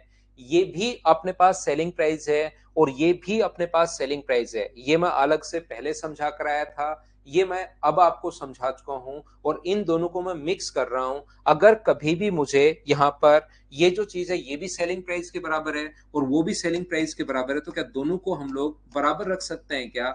100 प्लस प्रॉफिट परसेंट अपॉन अपने पास 100 ये लीजिए, और दूसरा अपने पास मार्क, ये क्या होगा? मार्क प्राइस अपने पास यहाँ पर मार्क प्राइस इनटू अपने पास 100 माइनस डिस्काउंट परसेंट अपॉन 100 से। हाँ और ना बोलते चलो भाई, क्या दोनों को इक्वल हम लोग रख सकते हैं क्या? इक्वेशन फर्स्ट और इक्वेशन सेकंड से, क्योंकि ये भी सेलिंग प्राइस है, ये भी सेलिंग प्राइस है, और ये दोनों अलग अलग कहां से आते हैं ये मैं पहले समझा कर आया हूं। ये हम लोग अब समझा कर आ गया हूं थोड़ी देर पहले। अब मैं यहां पर दोनों को मिक्स कर रहा हूं। तो मुझे बताइए कॉस्ट प्राइस और मार्क प्राइस का रेशियो जो आएगा, कॉस्ट प्राइस के नीचे तो कितना आ जाएगा? कॉस्ट प्राइस के नीचे आएगा 100 माइनस डिस्काउंट। अगर इतनी बात समझ पाए हो, और ये अपने पास सेलिंग प्राइस के मार्क प्राइस के नीचे क्या आ जाएगा, तो मार्क प्राइस का रेशियो कभी भी निकालना है तो 100 प्लस प्रॉफिट परसेंट। और यहां से याद रखना, ये बहुत इंपॉर्टेंट है, एक दो बार क्वेश्चन में अप्लाई करने से पहले एक दो बार मैं फिर समझाऊंगा, हर बार कहूंगा ये इंपॉर्टेंट है। इसको हम लोग बहुत काम में लेंगे, जब भी कॉस्ट प्राइस और मार्क प्राइस का रेशियो अगर बनाना पड़े तो इस चीज को हम लोग काम में लेंगे। यहां पर इस चीज को आप लोग ध्यान रखना, यहां पर हम लोग काम में लेंगे कॉस्ट प्राइस अपने पास 100 माइनस डिस्काउंट है, मार्क प्राइस जो है 100 प्लस प्रॉफिट है। अगर कभी भी कॉस्ट प्राइस और मार्क प्राइस का रेशियो अगर पूछे तो देखने में लगेगा जी, आपको लगेगा कॉस्ट प्राइस की तरफ तो यार प्रॉफिट आना चाहिए, लेकिन ऐसा होता नहीं है। फॉर्मूले से आप देख सकते हो आया कैसे। और यहाँ पर अपने पास 100 प्लस प्रॉफिट लॉस हो तो यहाँ पर साइन आ जाएगा माइनस का, वो हम लोग बाद में लगाएंगे, पहले आप लोग इतना ही सीख लो। प्रभाष कुमार, यहां पर पहले एक बार प्रॉफिट ही सीख लो, लॉस हो तो फिर वो बाद में माइनस लगा देंगे। बोलिए बिल्कुल ठीक है क्या? प्रॉफिट की जगह लॉस हो तो यहां पर साइन आ जाएगा, ध्यान रखना माइनस का आ जाएगा, उसको हम लोग चेंज कर लेंगे, उस पर कोई बड़ी प्रॉब्लम नहीं है। ये इंपॉर्टेंट है, बार बार बार बार बार बार मैं इसको काम में लूंगा, इसको आप लोग ध्यान रखना। यहां से ध्यान से समझने की कोशिश करना। देखिए मैं समझाता हूं, या आप लोग लिख भी सकते हैं, और इसको दो तीन बार क्वेश्चंस में मैं अभी अप्लाई नहीं करूंगा, आज ही अप्लाई नहीं करूंगा, अप्लाई करने से पहले एक या दो बार मैं फिर से बताऊंगा। एक बार मैं फिर समझा दूं, ये आपको ऑलरेडी पहले बता कर आया हूं, मैं शुरुआत से आज यही पढ़ा कर आया हूं कि सेलिंग प्राइस में कैसे कन्वर्ट करते हैं। ये अभी मैंने मार्क प्राइस में डिस्काउंट देते ही जो छूट छूट देते ही जो प्राइस आता है वो मार्क प्राइस में छूट देते ही प्राइस सेलिंग प्राइस, इसको और इसको बराबर रख लिया और भाई सोल्व किया है। धर्मवीर चौधरी, एक बार फिर बता दिया है मैंने, आप एक बार करके देखो, चीजें आपसे हो जाएंगी भाई, घबराओ मत। यहां से ध्यान से समझने की कोशिश करना। चलिए अब मैं क्वेश्चंस अपलोड करने से पहले कुछ चीजें आपको समझाता हूं, कोशिश करता हूं। एक बात हमेशा ध्यान रखना, अगर कभी भी अपने पास ए अनुपात बी, ऐसा क्यों कर रहे हैं हम लोग, वो तो अपने पास यहां पर समझ में आ जाएगा। 2:3 है और बी अनुपात सी बराबर, यदि कभी भी 3:4 है, तो यदि हम लोगों को ए, बी और सी लिखना पड़े, तो ये चीज़ें बहुत सारे बच्चों को तो पता होंगी ऑलरेडी, जिनको नहीं पता वो सीख लेना क्योंकि इनको हम लोग काम में लेंगे। तो b का मान यहाँ भी 3 है और b का मान यहाँ भी 3 है, तो 2:3:4 ऐसे हम लोग लिख देते हैं। लेकिन कभी भी अगर अपने पास ऐसा हो, a अनुपात b बराबर अपने पास 2:3 हो और यहाँ पर अपने पास b अनुपात c बराबर यदि कभी भी अपने पास 4:5 हो, तो बताइए अब अगर ए, बी, सी अगर लिखना पड़े तो आप लोग यहाँ पर क्या 2 तो बिल्कुल ठीक है, 3 लिखें या 4 लिखें प्रॉब्लम आ जाएगी। 3 लिखें या 4 लिखें अपने पास प्रॉब्लम आएगी। प्रॉब्लम कब नहीं आती? प्रॉब्लम तब नहीं आती जब दोनों की वैल्यू सेम हो। तो इन दोनों की वैल्यू सेम करने के लिए b का मान यहाँ दोनों जगह सेम होना चाहिए। ये तो ऐसे तो हम लोग नहीं लिख पाएंगे। तो सेम करने के लिए किसी भी चीज को अगर इक्वल करना है तो 4 का तो इंटू इससे कर दो, 4 गुना 3 कितना होगा 12, और 3 का इंटू इससे कर दो, 3 गुना 4 कितना होगा 12। लेकिन रेशियो में एक तरफ ही इंटू नहीं कर सकते, इंटू करना है तो दोनों तरफ करना पड़ेगा। यहां इंटू 4 से करोगे तो कितना होगा, दोनों से करना पड़ेगा 8 और 12, और यहां पर अगर इंटू करते हो 3 से तो दोनों को ही करना पड़ेगा, कितना हो गया 12 और 15। हाँ अब ठीक है, यहाँ पर 12 12 हो गया है, तो 8 12 और 15 ये लीजिए।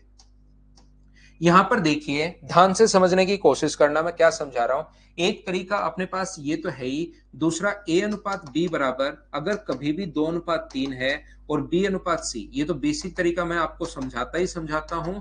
लेकिन साथ ही मैं आपको बता दूं कि अगर एग्जाम में कभी टाइम बचाना है और a b c अगर लिखना चाह रहे हो आप लोग, तो मुझे बताइए कॉमन कौन है, तो आप कहोगे सर कॉमन b है, तो जो कॉमन है उसका इंटू दोनों के साथ और लास्ट का लास्ट से इंटू और कर दो, ये अपने पास यहाँ पर दोनों के साथ, तो ये अपने पास होगा 8 12 और 15, ये लीजिए, ये अपने पास रेशियो आ गया है 8 12 और 15।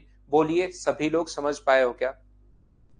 मैं क्या कहने की या क्या बताने की कोशिश कर रहा हूं प्रत्येक बच्चे को, मैं ये बताने की कोशिश कर रहा हूं जैसे कहीं भी अगर अपने पास a अनुपात b अनुपात c बराबर यदि 2:3:5 है और c इज टू डी का जो रेशियो दिया हुआ है वो 7:9 अगर दिया हुआ है और हम लोगों से पूछा है कि आप लोग बताइए a b c और d का रेशियो क्या होगा, तो आप लोग कहोगे सर c का इंटू तीनों के साथ कीजिए और लास्ट में लास्ट का इंटू और करो। तो ये अगर आप लोग करते हो तो 14 21 35 और ये अपने पास आ जाएगा, लास्ट में लास्ट का और कर दो, पहले तीनों के साथ और लास्ट में लास्ट का और कर दो, तो आंसर आ जाएगा 45। बोलिए बिल्कुल ठीक है क्या? यहां पर अगर कभी भी ऐसा अपने पास आता है ए अनुपात बी अनुपात सी अनुपात डी बराबर 2 3 5 और 7 अगर आता है और यहाँ पर d इज टू ई बराबर 9:11 अगर आ जाए और कोई आपसे पूछे कि बताओ ए बी सी डी और ई क्या होगा, तो वो यहाँ पर इसका इंटू चारों के साथ और लास्ट का लास्ट से इंटू और कर दो। हाँ और ना बताइए कि ये लिख पाओगे क्या आप लोग सभी लोग? क्योंकि इन चीजों को मैं काम में लूंगा, क्वेश्चंस करवाते टाइम बताऊंगा, सोल्व करने की कोशिश करूंगा। बोलिए ठीक है क्या? यहाँ पर देखिए कुछ बच्चे जो होते हैं वो चीज आप लोग ध्यान से सुनिए कि क्या करते हैं कि सर उन्होंने एक चीज सीख रखी है कि यहाँ पर अपने पास ए अनुपात बी यहाँ पर और 2:3 और फिर बी अनुपात सी बराबर यदि अपने पास 4:5 है तो खाली स्थान भरो, 3 है तो आगे 3 लिख दो, 4 है तो आगे 4 लिख दो, वो करते हैं और ये फिर इस प्रकार से वो नया कुछ सीखने की कोशिश करते ही नहीं। उनको जो पहले से आता है उनको लगता है हाँ सर ने ये बता दिया, मैंने ये सीख रखा है, ठीक है इसी से मैं कर लूंगा। भाई मैं आपको और जो एक तो 2012-13 में पढ़ाते थे उससे आगे की धीरे धीरे चीजें जब आती रहती हैं तो आप भी उसको अडॉप्ट करो। ऐसा नहीं है कि एक चीज आपको आती है उसको लेके बैठ गए हो कि इसको आगे लिख दूंगा उसको पीछे लिख दूंगा, बैठे बैठे लिखते रहते हो, टाइम खराब होता रहता है। बोलिए ठीक है क्या? तो यहां पर आप लोग हमेशा और हमेशा चीजें सीखने की जरूर कोशिश किया करो। ऐसा नहीं है कि एक मेथड आपको आ रहा है उसको लेकर बैठ गए हो, ठीक है अब आता है तो ठीक, नहीं आता है तो ठीक। जैसे ही अपने पास ध्यान रखना मैं इस टाइम 1.5 घंटे पढ़ाता हूं, तो जैसे ही हमें पढ़ाते हुए 1 घंटा हो जाएगा हम लोग 2-3 मिनट का कमर्शियल ब्रेक जरूर लेंगे जिसमें आपके सामने एडवर्टीजमेंट चलेंगे। ये रेवेन्यू टाइम होता है तो एड देखिए 3 मिनट मजे से आप लोग ताकि रेवेन्यू जनरेट हो। उसके बाद हम लोग अगले 25 मिनट बढ़िया तरीके से वापस पढ़ेंगे। तो ये एक ब्रेक लेते हैं।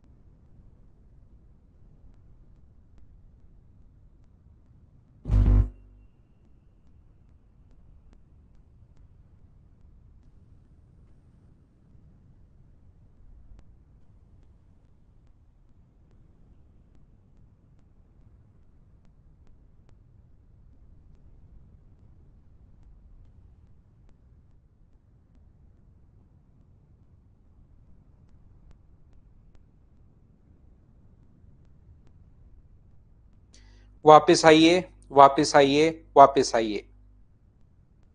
देखो, ध्यान से समझने की कोशिश करना आप लोग। अब हम लोग आते हैं, इतना प्रॉफिट एंड लॉस करने के बाद आपका बेसिक चीजें क्लियर हुई होंगी। अब मैं क्वेश्चंस पर डायरेक्ट आपको क्वेश्चन समझाने की कोशिश करता हूं। फर्स्ट में हम कौन कौन से टाइप के जो क्वेश्चंस बन सकते हैं और वो कैसे कैसे आ सकते हैं, हर लैंग्वेज का, छोटी बड़ी हर लैंग्वेज के क्वेश्चंस मैं करवाने की कोशिश करूंगा। पहले आपका कॉन्सेप्ट क्लियर करवाता हूं, उसके बाद मैं कोई भी एक तरीका लगाऊंगा। ध्यान रखना, किसी क्वेश्चन में, और वो जितनी प्रैक्टिस करते जाओगे उसी से आपको समझ में आएगा कि कौन से क्वेश्चन में हमें कौन सा मेथड लगाना चाहिए। देखिए, यहां पर ध्यान से समझने की कोशिश करना आप लोग, सब लोग। ये जो अपने पास प्रॉफिट एंड लॉस की अगर मैं आपकी बात करूं सबसे पहले टाइप के क्वेश्चंस की, और उसमें अपने पास ऐसा है, ए ने बी को किसी वस्तु को 20% प्रॉफिट पर बी को बेच दिया। ए ने किसी वस्तु को खरीदा 5,000 रुपए का, ऊपर अगर नहीं दिखाई दे तो नीचे लिख देता हूं, 5,000 रुपए का खरीदा और 20% प्रॉफिट पर बी को बेच दिया। अगर ऊपर का साइन है मतलब प्रॉफिट। बी ने सी को बेच दिया 25% लॉस पर। बी ने सी को बेच दिया 25% लॉस पर। तो सी ने इस वस्तु को कितने रुपए का खरीदा, ऐसा हम लोगों से पूछा गया है। ए का देकर सी का पूछ सकता है, सी का देकर ए का पूछ सकता है, या यहां पर डी भी आ सकता है, ई भी आ सकता है, एफ भी आ सकता है। तो फर्स्ट देकर अगर कभी भी लास्ट के बारे में बात करें तो हमेशा आप लोग ध्यान रखना कि ए ने किसी वस्तु को खरीदा 5,000 रुपए का और 20% प्रॉफिट पर बी को बेच दिया। तो 5,000 रुपए का ए ने खरीदा और 20% प्रॉफिट पर बी को बेच दिया, तो क्या बी को 120 का बेच दिया? बोलो बिल्कुल ठीक है क्या? 25% प्रॉफिट पर बी को बेच दिया, और बी ने मान लो सी को बेच दिया 10% लॉस पर, मान लीजिए, वैसे ही कुछ भी लिख लो, उससे क्या फर्क पड़ता है। तो प्रॉफिट पर बेचेगा तो 120 से गुना, और लॉस पर बेचेगा तो किससे इंटू करोगे आप लोग? 90 से। और ऐसा करते ही अपने पास सी का कॉस्ट प्राइस अपने पास आ जाएगा कि सी ने इसको कितने रुपए में खरीदा था। 4 जीरो से 1 2 3 और 4, 1 2 3 और 4। तो अपने पास सी के लिए कॉस्ट प्राइस मुझे बताइए, क्या 5,400 रुपए आ जाएगा क्या? ये अपना आंसर होगा। हमेशा याद रखना, ए का कॉस्ट प्राइस देकर सी का पूछ सकता है, और सी का कॉस्ट प्राइस देकर ए का पूछ सकता है। सी का क्रय मूल्य देकर ए का क्रय मूल्य पूछा जा सकता है ऐसे क्वेश्चन में, और ए का क्रय मूल्य देकर सी का, या सी का कॉस्ट प्राइस देकर ए का पूछ सकता है। बोलिए बिल्कुल ठीक है क्या? राजा, जब क्वेश्चन लिखा हुआ आएगा हिंदी में 2 मिनट बाद, तो वो दोनों लैंग्वेज में, हिंदी और इंग्लिश दोनों में लिखा हुआ आएगा, तो कोई भी आपको फिर प्रॉब्लम आएगी नहीं, घबराओ मत। संजू, यहां पर आपका आंसर आ गया है, बहुत बढ़िया भाई। ये अपने पास पहला तरीका है ऐसे क्वेश्चंस को सोल्व करने का। दूसरा तरीका अपने पास हो सकता है, ए ने किसी वस्तु को, हम लोग सोच लेंगे अपने दिमाग में कि ए ने किसी वस्तु को बी को बेचा और बी ने बेचा सी को। तो ए ने कितने रुपए का खरीदा? तो मान लो 100 रुपए का, और 20% लाभ पर बी को बेच रहा है, तो बी को कितने का बेच रहा है? 120 का। बी इसको सी को बेच रहा है 10% हानि पर, तो ध्यान रखना 20% प्रॉफिट हो रहा है, तो 100 का 20% जो होता है वो तो अपने पास 20 ही होता है, और इसका 10% लॉस पर सी को बेच रहा है 10% लॉस पर। तो मुझे बताइए, इसका 10% क्या 12 होगा क्या? तो सी को कितने का बेचेगा? 108 का बेचेगा। ए का कॉस्ट प्राइस देकर सी का पूछ सकता है, और सी का कॉस्ट प्राइस देकर ए का पूछ सकता है। मैं अलग अलग तरीके से क्वेश्चन कैसे आप लोग सोच सकते हो, दिमाग में जो अलग अलग सोचोगे ना, एक ही टाइप रटने की कोशिश करोगे तो थोड़ी देर बाद जैसे ही क्वेश्चन की लैंग्वेज चेंज करेगा आप फंस जाओगे और वहीं फंसे रहोगे। तो आपको क्वेश्चन कैसे कैसे, लैंग्वेज के क्वेश्चन कैसे कैसे बन सकते हैं, वो हर टाइप से सोचने की कोशिश करो, ताकि आपका दिमाग खुले फिर प्रॉफिट एंड लॉस में। तो यहां पर ए का देकर सी का पूछ सकता है, सी का देकर ए का। 5,000 रुपए किसका दिया हुआ था? ए का दिया हुआ था, तो ए के नीचे आप लोग लिखोगे 100, और सी का पूछा तो 108 से गुना करोगे और सोल्व करोगे तो आंसर आ जाएगा 5,400। ये अपना आंसर आ गया। बोलिए बिल्कुल ठीक है क्या? क्या हम लोग आगे बढ़े? यहां पर मैं क्या बताने की कोशिश कर रहा हूं, क्या समझाने की कोशिश कर रहा हूं, आप इस तरीके से भी क्वेश्चन को सोच सकते हो। तीसरे मेथड से कैसे सोच पाओगे? ए बी को 20% लाभ पर बेच रहा है, तो मुझे ये बताइए 20% अगर लाभ पर बेच रहा है तो इसका फ्रैक्शन कितना होगा? 1/5। तो ए ने बी को कितने रुपए का बेचा? तो मुझे बताओ, ए ने वस्तु को खरीदा 5 रुपए का और बेचा कितने रुपए का? तो आप कहोगे सर 6 रुपए का बेचा। मैं कहूंगा बहुत अच्छी बात। और बी सी को कितने परसेंट लॉस पर बेच रहा है, 10% लॉस पर बेच रहा है, तो इसका फ्रैक्शन कितना होगा, 1/10। तो बी सी को कितने का बेचेगा, तो बी सी को जो बेचेगा वो अपने पास 10 का खरीद के अपने पास कितने का बेचेगा, 9 का। इसके बाद यहां पर अपने पास जो होगा ए अनुपात बी अनुपात सी जो अपने पास बन गया है, यहां पर मुझे बताइए ए बी और सी अपने पास जो बन गया है वो कितना बन गया है, तो अपने पास बन गया 50। ऐसे इंटू करना मैंने अभी भी सिखाया था, इसी चीज के लिए तो सिखाया था। कोई चीज मैं ऐसे तो सिखाता हूं ही नहीं बिना मतलब, तो हर चीज जो भी काम की होती है वो मैं आपको बताता हूं। ए का देकर सी का पूछ सकता है और सी का देकर ए का पूछ सकता है, याद रखना आप लोग। तो यहां पर मुझे ये बताइए, ये जो 5,000 रुपए दिया हुआ है ये किसका दिया हुआ है, ए का।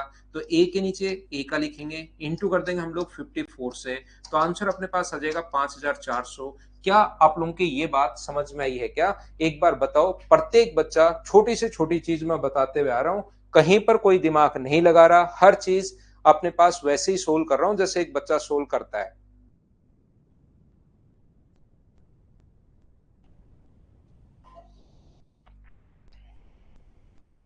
उम्मीद है प्रत्येक बच्चा इस चीज को समझ पाया होगा। तो यहां पर ध्यान से समझना, हर बच्चा समझ में है।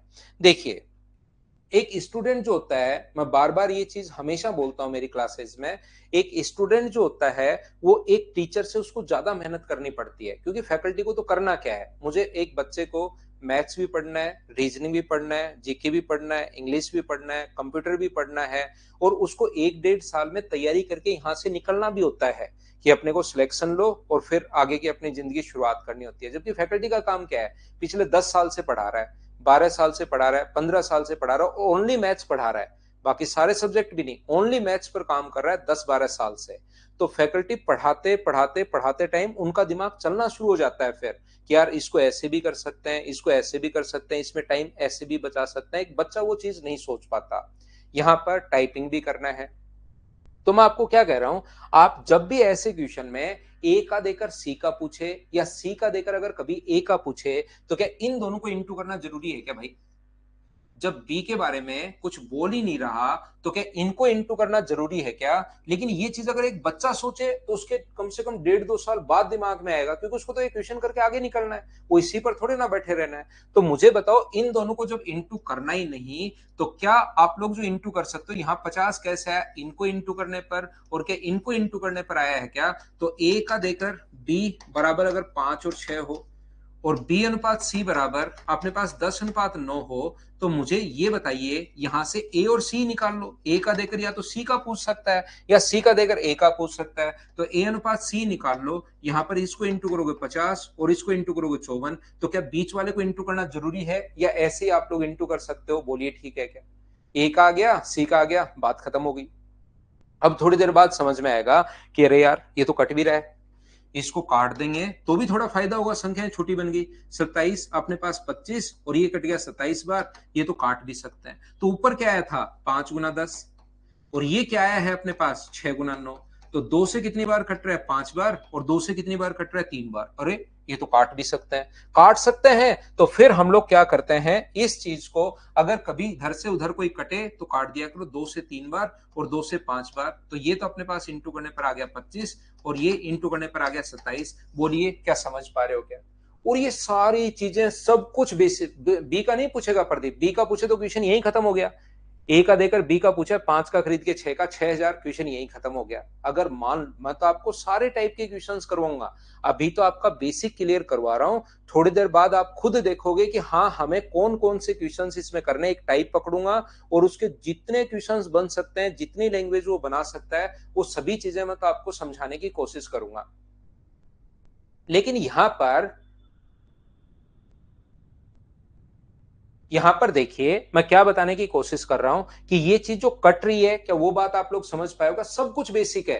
अगर आप लोग देखोगे बेसिक के अलावा इस धरती पर ट्रिक्स नाम की कोई चिड़िया नहीं है, ध्यान रखना।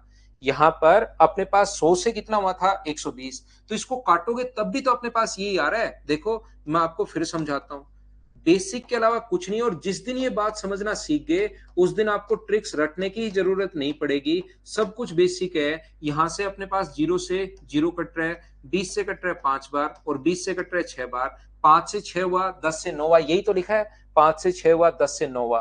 क्या इधर से उधर आप लोग काट भी सकते हो क्या? 2 से कट रहे हो 3 बार और 2 से कट रहे हो 5 बार, तो क्या ये यहां पर भी तो हम लोग काट रहे हैं? वही बेसिक चीजें बता रहा हूं मैं आपको, बस बताने का तरीका चेंज हो जाता है और उससे आपको लगना शुरू हो जाता है कि हाँ ये ट्रिक्स है। आगे क्या बात समझ में? जैसे आपको मान लीजिए यहां पर ध्यान से समझना, क्या समझाने की कोशिश कर रहा हूं। ए बेच रहा है बी को कितने परसेंट प्रॉफिट पर? ये चीजें यहां बहुत काम में आती हैं। 16 से 2/3% प्रॉफिट पर बेच रहा है।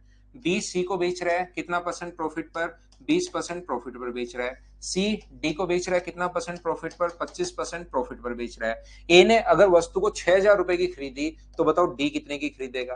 तो इसका फ्रैक्शन कितना होगा? 1/6। इसका कितना होगा? 1/5। इसका फ्रैक्शन कितना होगा? 1/4। तो मुझे आप लोग एक बात बताइए, यहां से आप लोग ए से बी का अगर पूछे तो 6 से कितना हुआ? 7। बी से सी का अगर अपने पास 5 से कितना हुआ? 6।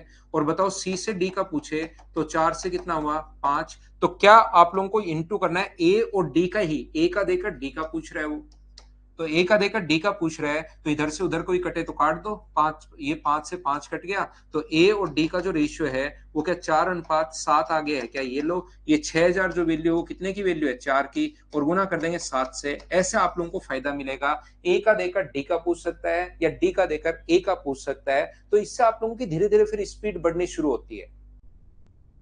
इन चीजों से कॉन्सेप्ट क्लियर और स्पीड बढ़ना शुरू होती है आप लोगों की। बोलिए ठीक है क्या?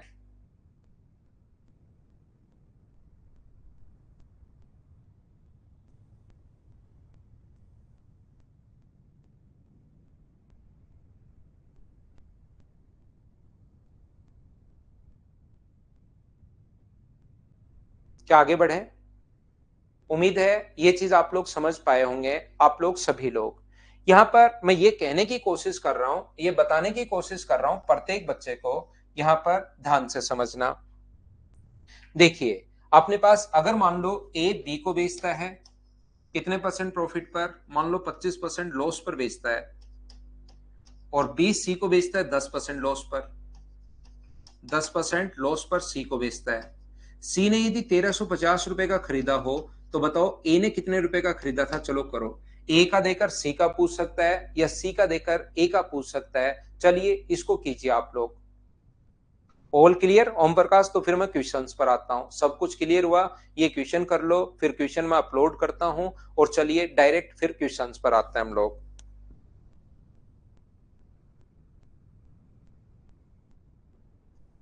योगेश प्रजापति, मकर संक्रांति की छुट्टी 46 दिन की होगी लगातार।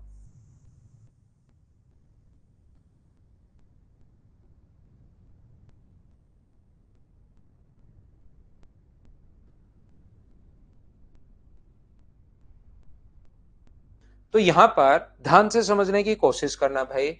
ये अपने पास ए बी और सी है। ए ने किसी वस्तु को खरीदा पता नहीं कितने रुपए का, 25% लॉस पर बेचा तो 75 का। बी ने सी को 10% लॉस पर बेचा 90 का, और कितने रुपए का खरीदा? ये 1,350। दिक्कत तब आती है उस बच्चे का, कभी सिलेक्शन मतलब हो भी सकता है, लेकिन 99% चांसेस नहीं है। अगर जिसको बाकी ये रेशियो जैसे किया, ये तो समझ में आना शुरू हो गया। 4 का खरीद के 3 का, और यहां पर बी ने सी 10 का खरीद के अपने पास 9 का, तो ये 40 हो गया, ये 27 हो गया।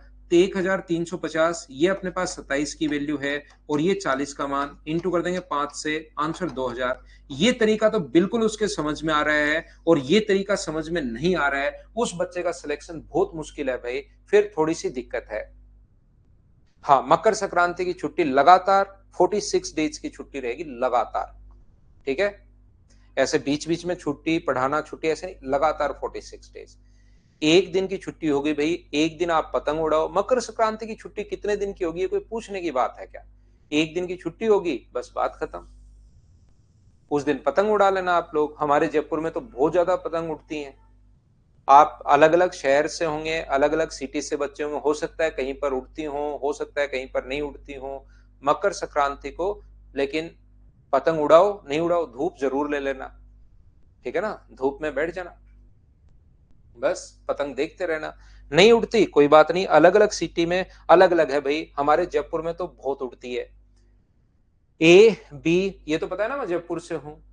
यहाँ पर ए बी और सी ध्यान से सुनना। ये आपने पास 100 मानिए, 100 मानने वाला तरीका जरूर आना चाहिए भैया, बहुत अच्छा तरीका है। 100, 25% लो 75, 10% 7.5, तो इसमें से घटाओगे तो 67 पॉइंट अपने पास 5 हो जाएगा।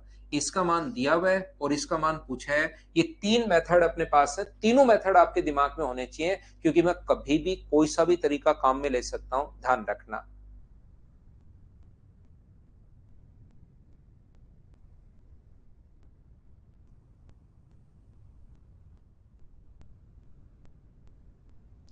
तो चलिए अब हम लोग क्वेश्चंस करते हैं। चलो क्वेश्चन की हम लोग शुरुआत करते हैं। यहां पर ये लीजिए, पहला क्वेश्चन आपकी स्क्रीन पर ये रहा, चलो करने की कोशिश करो। ये लीजिए, अब मैं क्वेश्चंस आप लोगों को करवाऊंगा। मेरी पतंग कट के आए तो दे देना, ठीक है मोहित, आप अपना नंबर और नाम लिख देना भाई। मैं उस पर 2 चांदी के सिक्के और 3 सोने के सिक्के रखकर आपके घर पर पहुंचा दूंगा, आपकी पतंग पर। तो आप जरूर नंबर और नाम लिख देना भाई।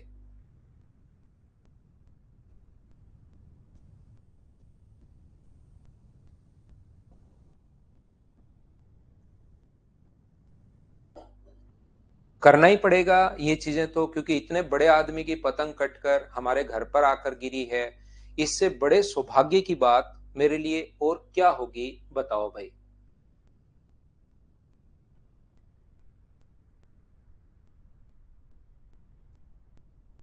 क्या 150 आंसर आ गया है क्या? देखिए आप लोग, ये जो अपने पास लिखा हुआ है, ए ने बी को 20% लाभ पर, बी ने सी को 25% लाभ पर, और क्वेश्चन को है शुरुआत में तीनों तरीके से फिर क्वेश्चंस नहीं होंगे, कोई ना कोई एक तरीका उसमें बहुत ज्यादा लेंदी चला जाएगा, लेकिन पहला छोटा और आसान क्वेश्चन है, तो आपको तीनों तरीके से क्वेश्चन आना चाहिए। फर्स्ट मेथड अपने पास ये बेसिक कॉन्सेप्ट तो क्लियर होना ही होना चाहिए, चाहे कुछ भी हो जाए। ये अपने पास किसी वस्तु को ए ने खरीदा पता नहीं कितने रुपए का, 20% लाभ पर बी को बेच दिया, तो बी को कितने का बेच दिया? 120 का। इसके बाद अपने पास बी ने सी को 25% लाभ पर 125 का, और सी ने 225 रुपए का खरीदा हो, तो बताइए ए ने कितने का खरीदा? तो ए का देकर सी का पूछ सकता है, या सी का देकर ए का पूछ सकता है, पहला तरीका। दूसरा अपने पास ये मेथड बहुत काम का है, बहुत इंपॉर्टेंट है, बहुत अच्छा तरीका है, ये जरूर याद रखना आप लोग। ए बी को 20% लाभ पर तो 100 का खरीदा, और 20% प्रॉफिट पर, तो याद रखना इसका जो 20% होता है, 20 का 20% अपने पास 20, तो ये अपने पास 120। यहाँ पर अपने पास 25% प्रॉफिट पर इसको बेच दिया, तो इसका 25% कितना होगा? अपने पास 30, तो कितने का बेचेगा? 150 का। ये 225 जो वैल्यू है वो अपने पास 150 की वैल्यू है, और गुना कर देंगे हम लोग 100 से, तो सोल्व करोगे तो आंसर क्या 150 आ रहा है क्या प्रत्येक बच्चे का? कहीं अगर मैंने गलत नहीं किया हो तो ये अपने पास आंसर आ जाएगा। अगला तरीका क्या हो सकता है? यहां पर हमें पता है कि 20% का जो फ्रैक्शन होगा वो तो होगा 1/5। ये मैं आपको आज की क्लास में भी लिखवा कराया हूं, आपको पहले से भी पता होगा, और ये होता है अपने पास 1/4। तो ए ने बी को 5 का खरीद के कितने का बेच दिया? 6 का। और बी ने सी को 4 का खरीद के कितने का बेच दिया? 5 का।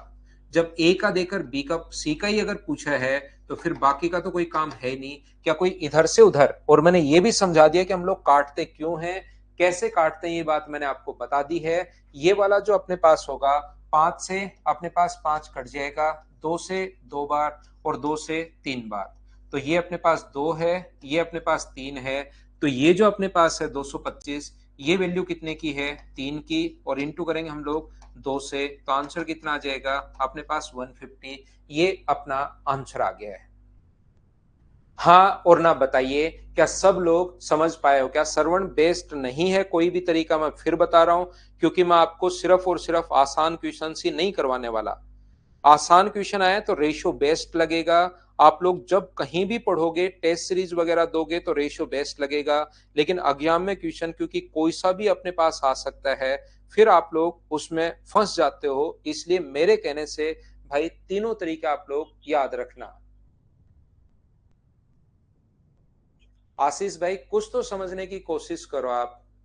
हेलो सर, मैं ये कह रहा था इन बच्चों के जितने भी जैसे अभी तक वो हो चुके हैं ना एग्जाम, जैसे ये जितने मैं टॉपिक करवा चुका हूँ, तो इनका टॉपिक वाइज भी टेस्ट कुछ अरेंज करो 2 5 7 दिन में ना।